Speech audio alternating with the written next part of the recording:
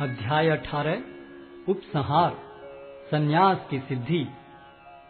अर्जुन ने कहा, हे महाबाहु, मैं त्याग का उद्देश्य जानने का इच्छुक हूँ, और हे केशनिषूदन, हे ऋषिकेश, मैं त्यागमय जीवन का भी उद्देश्य जानना चाहता हूँ। भगवान ने कहा, भौतिक इच्छा पर आधारित कर्मों के परित्याग को विद्वान लोग संन्यास कहते हैं, और समस्त कर्मों के फल त्याग को बुद्धिमान लोग त्याग कहते हैं। कुछ विद्वान घोषित करते हैं कि समस्त प्रकार के सकाम कर्मों को दोषपूर्ण समझकर त्याग देना चाहिए, किंतु अन्य विद्वान मानते हैं कि यज्ञ, दान तथा तपस्या के कर्मों को कभी नहीं त्यागना चाहिए। हे भरत श्रेष्ठ, अब त्याग के विषय में मेरा निर्णय सुनो। हे नरशार्दूल, शास्त्रों में त्याग 3 तरह का बताया गया है। यज्ञ, दान तथा तपस्या के कर्मों का कभी परित्याग नहीं करना चाहिए, उन्हें अवश्य संपन्न करना चाहिए। निस्संदेह यज्ञ, दान तथा तपस्या महात्माओं को भी शुद्ध बनाते हैं। इन सारे कार्यों को किसी प्रकार की आसक्ति या फल की आशा के बिना संपन्न करना चाहिए। हे प्रथापुत्र, इन्हें कर्तव्य मानकर संपन्न किया जाना चाहिए। यही मेरा अंतिम मत है। निर्दिष्ट कर्तव्यों को कभी नहीं त्यागना चाहिए। यदि कोई मोहवश अपने नियत कर्मों का परित्याग कर देता है तो ऐसे त्याग को तामसी कहा जाता है। जो व्यक्ति नियत कर्मों को कष्टप्रद समझकर या शारीरिक क्लेश के भय से त्याग देता है, उसके लिए कहा जाता है कि उसने यह त्याग रजोगुण में किया है। ऐसा करने से कभी त्याग का उच्च फल प्राप्त नहीं होता। हे अर्जुन, जब मनुष्य नियत कर्तव्य को करणीय मानकर करता है और समस्त भौतिक संगति तथा फल की आसक्ति को त्याग देता है, तो उसका त्याग सात्विक कहलाता है। सतोगुण में स्थित बुद्धिमान त्यागी, जो न तो अशुभ कर्म से घृणा करता है, न शुभ कर्म से लिप्त होता है, वह कर्म के विषय में कोई संशय नहीं रखता। निस्संदेह किसी भी देहधारी प्राणी के लिए समस्त कर्मों का परित्याग कर पाना संभव है, लेकिन जो कर्म फल का परित्याग करता है वह वास्तव में त्यागी कहलाता है। जो त्यागी नहीं है, उसके लिए इच्छित, अनिच्छित तथा मिश्रित ये 3 प्रकार के कर्म फल मृत्यु के बाद मिलते हैं, लेकिन जो सन्यासी है उन्हें ऐसे फल का सुख दुख नहीं भोगना पड़ता। हे महाबाहु अर्जुन, वेदांत के अनुसार समस्त कर्म की पूर्ति के लिए 5 कारण हैं। अब तुम इन्हें मुझसे सुनो। कर्म का स्थान शरीर, कर्ता, विभिन्न इंद्रियां, अनेक प्रकार की चेष्टाएं तथा परमात्मा, ये 5 कर्म के कारण हैं। मनुष्य अपने शरीर, मन या वाणी से जो भी उचित या अनुचित कर्म करता है, वह इन 5 कारणों के फलस्वरूप होता है। अतएव जो इन 5 कारणों को न मानकर अपने आप को ही एकमात्र कर्ता मानता है, वह निश्चय ही बहुत बुद्धिमान नहीं होता और वस्तुओं को सही रूप में नहीं देख सकता। जो मिथ्या अहंकार से प्रेरित नहीं है, जिसकी बुद्धि बंधी नहीं है, वह इस संसार में मनुष्यों को मारता हुआ भी नहीं मारता, न ही वह अपने कर्मों से बंधा होता है। ज्ञान, ज्ञेय तथा ज्ञाता, ये तीनों कर्म को प्रेरणा देने वाले कारण हैं। इंद्रियां, कर्म तथा कर्ता, ये 3 कर्म के संघटक हैं। प्रकृति के 3 गुणों के अनुसार ही ज्ञान, कर्म तथा कर्ता के 3 भेद हैं। अब तुम मुझसे इन्हें सुनो। जिस ज्ञान से अनंत रूपों में विभक्त सारे जीवों में एक ही अविभक्त आध्यात्मिक प्रकृति देखी जाती है, उसे ही तुम सात्विक जानो। जिस ज्ञान से कोई मनुष्य विभिन्न शरीरों में भिन्न भिन्न प्रकार का जीव देखता है, उसे तुम राजसी जानो। और वह ज्ञान जिससे मनुष्य किसी एक प्रकार के कार्य को, जो अति तुच्छ है, सब कुछ मानकर सत्य को जाने बिना उसमें लिप्त रहता है, तामसी कहा जाता है। जो कर्म नियमित है और जो आसक्ति, राग या द्वेष से रहित कर्मफल की चाह के बिना किया जाता है, वह सात्विक कहलाता है। लेकिन जो कार्य अपनी इच्छा पूर्ति के निमित्त प्रयास पूर्वक एवं मिथ्य अहंकार के भाव से किया जाता है, वह रजोगुणी कहा जाता है। जो कर्म मोहवश शास्त्रीय आदेशों की अवहेलना करके तथा भावी बंधन की परवाह किए बिना या हिंसा अथवा अन्यों को दुख पहुंचाने के लिए किया जाता है, वह तामसी कहलाता है। जो व्यक्ति भौतिक गुणों के संसर्ग के बिना अहंकार रहित संकल्प तथा उत्साह पूर्वक अपना कर्म करता है, और सफलता अथवा सफलता में अविचलित रहता है, वह सात्विक कर्ता कहलाता है। जो कर्ता कर्म तथा कर्म फल के प्रति आसक्त होकर फलों का भोग करना चाहता है तथा जो लोभी, सदैव ईर्ष्यालु, अपवित्र और सुख दुख से विचलित होने वाला है, वह राजसी कहा जाता है। जो कर्ता सदा शास्त्रों के आदेशों के विरुद्ध कार्य करता रहता है, जो भौतिकवादी, हठी, कपटी तथा अन्यों का अपमान करने में पटु है तथा जो आलसी, सदैव खिन्न तथा काम करने में दीर्घ सूत्री है, वह तमोगुणी कहलाता है। हे धनंजय, अब मैं प्रकृति के 3 गुणों के अनुसार तुम्हें विभिन्न प्रकार की बुद्धि तथा धृति के विषय में विस्तार से बताऊंगा, तुम इसे सुनो। हे प्रथापुत्र, वह बुद्धि सतोगुणी है, जिसके द्वारा मनुष्य यह जानता है कि क्या करणीय है और क्या नहीं है, किससे डरना चाहिए और किससे नहीं, क्या बांधने वाला है और क्या मुक्ति देने वाला है।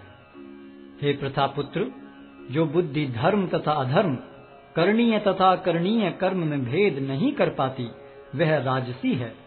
जो बुद्धि मोह तथा अहंकार के वशीभूत होकर अधर्म को धर्म और धर्म को अधर्म मानती है और सदैव विपरीत दिशा में प्रयत्न करती है, हे पार्थ, वह तामसी है। हे प्रथापुत्र, जो अटूट है, जिसे योगाभ्यास द्वारा अचल रहकर धारण किया जाता है और जो इस प्रकार मन, प्राण तथा इंद्रियों के कार्यकलापों को वश में रखती है, वह धृति सात्विक है। लेकिन हे अर्जुन, जिस धृति से मनुष्य धर्म, अर्थ तथा काम के फलों में लिप्त बना रहता है, वह राजसी है। हे पार्थ, जो धृति स्वप्न, भय, शोक, विषाद तथा मोह के परे नहीं जाती, ऐसी दुर्बुद्धिपूर्ण धृति तामसी है। हे भरत श्रेष्ठ, अब मुझसे 3 प्रकार के सुखों के विषय में सुनो, जिनके द्वारा बद्ध जीव भोग करता है और जिसके द्वारा कभी कभी दुखों का अंत हो जाता है। जो प्रारंभ में विष जैसा लगता है, लेकिन अंत में अमृत के समान है, और जो मनुष्य में आत्म साक्षात्कार जगाता है, वह सात्विक सुख कहलाता है। जो सुख इंद्रियों द्वारा उनके विषयों के संसर्ग से प्राप्त होता है और जो प्रारंभ में अमृत तुल्य तथा अंत में विष तुल्य लगता है, वह रजोगुणी कहलाता है। तथा जो सुख आत्म साक्षात्कार के प्रति अंधा है, जो प्रारंभ से लेकर अंत तक मोहकारक है और जो निद्रा, आलस्य तथा मोह से उत्पन्न होता है, वह तामसी कहलाता है। इस लोक में, स्वर्ग लोकों में या देवताओं के मध्य में कोई भी ऐसा व्यक्ति विद्यमान नहीं है जो प्रकृति के 3 गुणों से मुक्त हो।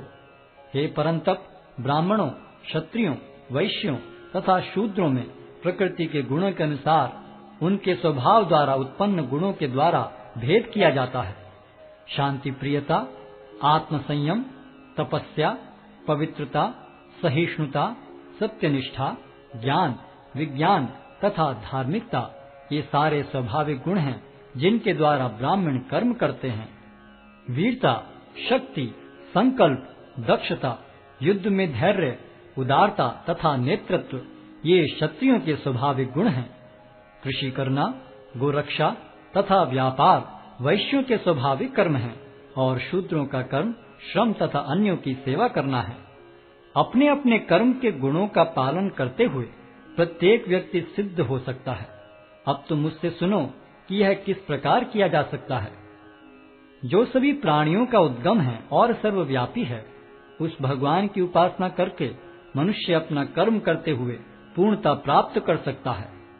अपने वृत्तिपरक कार्य को करना, चाहे वह कितना ही त्रुटिपूर्ण ढंग से क्यों न किया जाए, अन्य किसी के कार्य को स्वीकार करने और अच्छी प्रकार करने की अपेक्षा अधिक श्रेष्ठ है।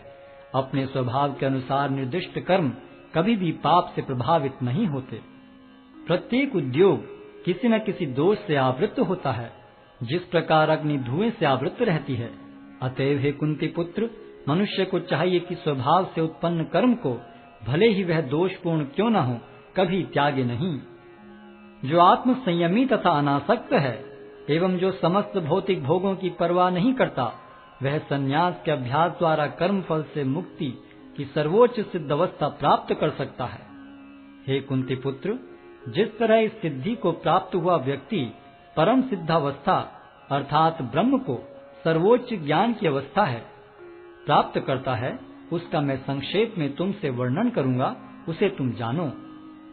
अपनी बुद्धि से शुद्ध होकर तथा धैर्य पूर्वक मन को वश में करते हुए इंद्रिय तृप्ति के विषयों का त्याग कर राग तथा द्वेष से मुक्त होकर जो व्यक्ति एकांत स्थान में वास करता है, जो थोड़ा खाता है, जो अपने शरीर मन तथा वाणी को वश में रखता है, जो सदैव समाधि में रहता है तथा पूर्णतया विरक्त, मिथ्या अहंकार, मिथ्या शक्ति, मिथ्या गर्व, काम, क्रोध तथा भौतिक वस्तुओं के संग्रह से मुक्त है, जो मिथ्या स्वामित्व की भावना से रहित तथा शांत है, वह निश्चय ही आत्म साक्षात्कार के पद को प्राप्त होता है। इस प्रकार जो दिव्य पद पर स्थित है, वह तुरंत पर ब्रह्म का अनुभव करता है और पूर्णतया प्रसन्न हो जाता है। वह न तो कभी शोक करता है, न किसी वस्तु की कामना करता है। वह प्रत्येक जीव पर संभाव रखता है। उस अवस्था में वह मेरी शुद्ध भक्ति को प्राप्त करता है। केवल भक्ति से मुझ भगवान को यथारूप में जाना जा सकता है। जब मनुष्य ऐसी भक्ति से मेरे पूर्ण भावनामृत में होता है, तो वह वैकुंठ जगत में प्रवेश कर सकता है। मेरा शुद्ध भक्त मेरे संरक्षण में समस्त प्रकार के कार्यों में संलग्न रहकर भी मेरी कृपा से नित्य तथा विनाशी धाम को प्राप्त होता है। सारे कार्यों के लिए मुझ पर निर्भर रहो और मेरे संरक्षण में सदा कर्म करो। ऐसी भक्ति में मेरे प्रति पूर्णतया सचेत रहो। यदि तुम मुझसे भावना भावित होगे, तो मेरी कृपा से तुम बद्ध जीवन के सारे अवरोधों को लांघ जाओगे। लेकिन यदि तुम मिथ्या अहंकारवश ऐसी चेतना में कर्म नहीं करोगे और मेरी बात नहीं सुनोगे, तो तुम विनष्ट हो जाओगे। यदि तुम मेरे निर्देशानुसार कर्म नहीं करते और युद्ध में प्रवृत्त नहीं होते हो, तो तुम कुमार्ग पर जाओगे। तुम्हें अपने स्वभाववश युद्ध में लगना होगा। इस समय तुम मोहवश मेरे निर्देशानुसार कर्म करने से मना कर रहे हो, लेकिन हे कुंती पुत्र, तुम अपने ही स्वभाव से उत्पन्न कर्म द्वारा बाध्य होकर वही सब करोगे। हे अर्जुन, परमेश्वर प्रत्येक जीव के हृदय में स्थित है और भौतिक शक्ति से निर्मित यंत्र में सवार की भांति बैठे समस्त जीवों को अपनी माया से घुमा रहे हैं। हे भारत, सब प्रकार से उसी की शरण में जाओ। उसकी कृपा से तुम परम शांति को तथा परम नित्य धाम को प्राप्त करोगे। इस प्रकार मैंने तुम्हें गुह्यतर ज्ञान बतला दिया। इस पर पूरी तरह से मनन करो और तब जो चाहो सो करो। क्योंकि तुम मेरे अत्यंत प्रिय मित्र हो, अतः मैं तुम्हें अपना परम आदेश, जो सर्वाधिक गुह्य ज्ञान है, बता रहा हूँ। इसे अपने हित के लिए सुनो। सदैव मेरा चिंतन करो, मेरे भक्त बनो, मेरी पूजा करो और मुझे नमस्कार करो। इस प्रकार तुम निश्चित रूप से मेरे पास आओगे। मैं तुम्हें वचन देता हूँ, क्योंकि तुम मेरे परम प्रिय मित्र हो। समस्त प्रकार के धर्मों का परित्याग करो और मेरी शरण में आओ। मैं समस्त पापों से तुम्हारा उद्धार कर दूंगा। डरो मत। यह गुह्य ज्ञान उनको कभी भी न बताया जाए जो न तो संयमी है, न एकनिष्ठ, न भक्ति में रत है, न ही उसे जो मुझसे द्वेष करता है। जो व्यक्ति भक्तों को यह परम रहस्य बताता है, वह शुद्ध भक्ति को प्राप्त करेगा और अंत में वह मेरे पास वापस आएगा। इस संसार में उसकी अपेक्षा कोई अन्य सेवक न तो मुझे अधिक प्रिय है और न कभी होगा।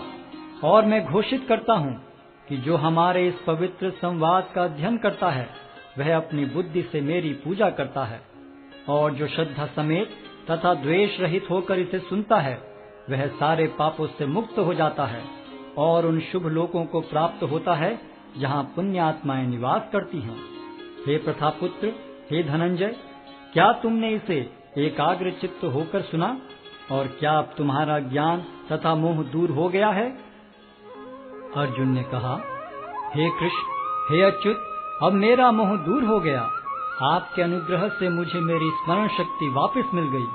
अब मैं संशय रहित तथा दृढ़ हूँ और आपके आदेश अनुसार कर्म करने के लिए उद्यत हूँ। संजय ने कहा, इस प्रकार मैंने कृष्ण तथा अर्जुन, इन दोनों महापुरुषों की वार्ता सुनी, और यह संदेश इतना अद्भुत है कि मेरे शरीर में रोमांच हो रहा है। व्यास की कृपा से मैंने ये परम गुह्य बातें साक्षात योगेश्वर कृष्ण के मुख से अर्जुन के प्रति कही जाती हुई सुनी। हे राजन, जब मैं कृष्ण तथा अर्जुन के मध्य हुई इस आश्चर्यजनक तथा पवित्र वार्ता का बारंबार स्मरण करता हूँ, तो तो प्रतिक्षण आह्लाद से गदगद हो उठता हूँ। हे राजन, भगवान कृष्ण के अद्भुत रूप का स्मरण करते ही मैं अधिकाधिक आश्चर्यचकित होता हूँ और पुनः पुनः हर्षित होता हूँ। जहाँ योगेश्वर कृष्ण है और जहाँ परम धनुर्धर अर्जुन है, वहीं ऐश्वर्य, विजय, अलौकिक शक्ति तथा नीति भी निश्चित रूप से रहती है, ऐसा मेरा मत है। हरे कृष्ण कृष्ण कृष्ण हरे हरे, हरे राम राम राम हरे हरे। हरे कृष्ण कृष्ण कृष्ण हरे हरे, हरे राम राम राम हरे हरे।